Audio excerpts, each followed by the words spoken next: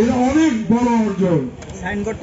সুতরাং এই অর্জন আসলে যারা করে রেখেছেন, আমাদের পুলিশ সুপার সাহেব অত্যন্ত বলিষ্ঠ কণ্ঠে উনি বলেছেন যে তারা কেন মারামারি করবে, এই হাজরাপুর ইউনিয়নের নামটা বারবার উঠে আসে।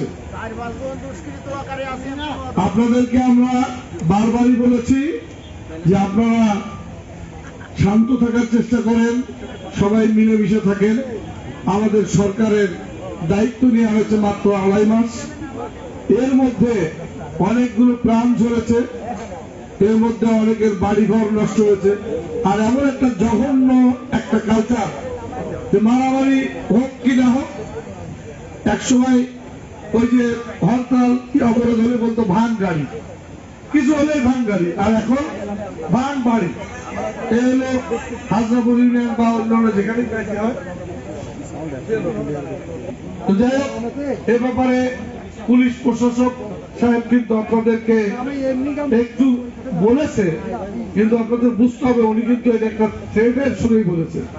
আপনারা এটা করবেন, উনি আইনের আশ্রয়ে যাইতে হবে এবং অত্যন্ত মানে কষ্ট হবে আপনাদের এইটা থেকে বের হতে।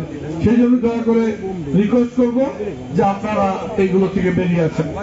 আমরা জিআই পণ্যের এই লিচু উৎপাদনকারী কৃষকদের প্রতি আন্তরিক কৃতজ্ঞতা এবং ধন্যবাদ জানাই। মাগুরাকে সত্যিকার অর্থে একটা ছোট্ট মাগুরা জেলাকে বিশ্বের দরবারে এই জিআই পণ্য হিসেবে নিয়ে যাওয়া চারটেখানি কথা না। এখানে মধু সংগ্রহিত হয়, অনেক ভালো ধান চাষ হয় আমাদের, বিশেষ করে মাগুরা সদরে এবং মোহাম্মদপুরে ব্যাপক ধান চাষ হয়, উদ্বৃত্ত হয়।